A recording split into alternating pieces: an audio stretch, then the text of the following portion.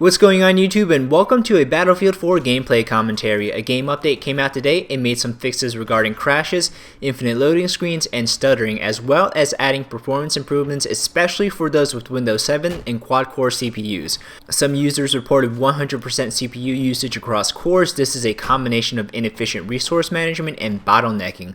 The new game update should resolve many issues like these. Many are calling it an optimization patch. I think it's better described as a hotfix that resolves client-side issues and driver conflicts, because as anyone who plays planet-side knows, you don't recode to optimize in 1 week, especially for just a beta. It's good that DICE is working hard to resolve issues now so that everybody has a best possible day one experience. We can expect even better performance on top of DICE fixes because AMD and Nvidia will perform driver work. As with every game release and new driver release, we have a lot of anecdote from users suffering poor performance. Even with hotfix, some are complaining of Battlefield 4 being unoptimized.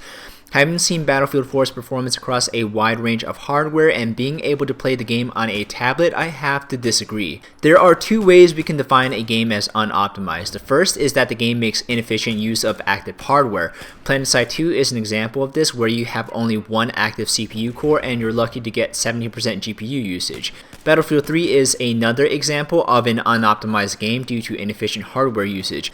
A second way to define unoptimized is that even with high levels of hardware usage, you don't get satisfactory performance. An example of this would be a game having 100% GPU usage and giving 30 frames per second on otherwise strong hardware.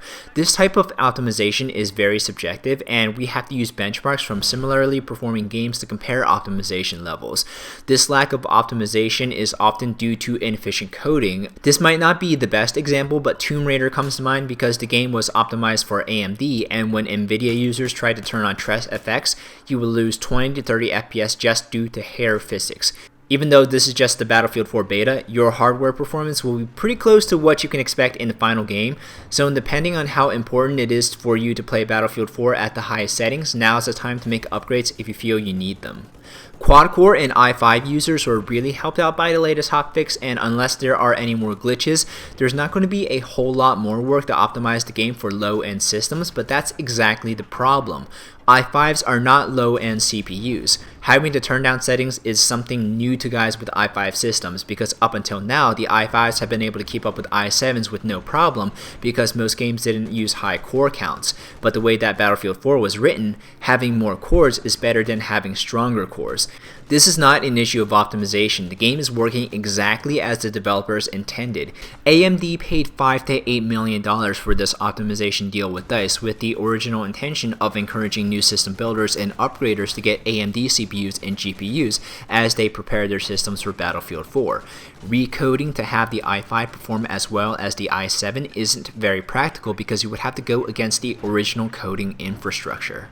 DICE and AMD will be busy getting AMD Mantle support ready, which is the only API that will surpass Windows 8 and DirectX 11.1 in performance.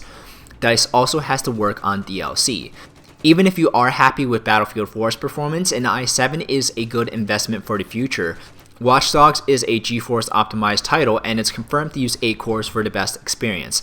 This trend of high core computing is great for the future of PC gaming because developers can add in advanced features like real-time physics-based destruction and physics-based animations instead of scripted ragdolls. One upgrade you can make without even taking off your computer's side panel is upgrading to Windows 8. When professional benchmark sites like AnonTech or Tom's Hardware make their benchmarks for the full game, there's going to be no question that Windows 8 will have a performance advantage. Windows 8 will not only benefit Battlefield, Xbox One will use DirectX 11.2, which Windows 8.1 has. The way multi-platform games are designed is that developers select a primary platform and then port games over to other platforms. Xbox One will be the primary platform for most next-gen games because it is easier to code for than the PlayStation 4. Some studios will choose PlayStation 4 as their primary platform because it is more developer-friendly than the PlayStation 3 was, but still most multi-platform games will be developed on the Xbox One. Using natively supported features on the Xbox One will definitely help your PC games. There is a lot of hate going around for Windows 8, not just indifference or lack of caring, but pure hate. There are a lot of hate comments about Windows 8 on Battlelog forums, on the Battlefield 4 Reddit page, and YouTube comments. Most of these comments come from users who have never owned a system running Windows 8.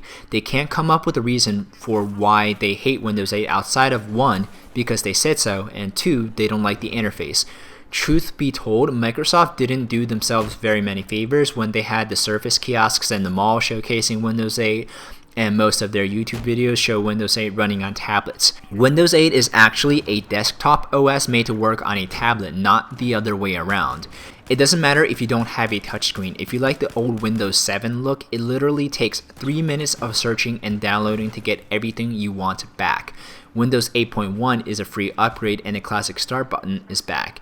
Anyways, I hope you guys enjoyed the gameplay. These are just some of my tips for those looking to make any last minute upgrades before the Battlefield 4 full game launches. Thank you so very much for watching. Be sure to subscribe if you haven't already. My name's David and I'll see you next video.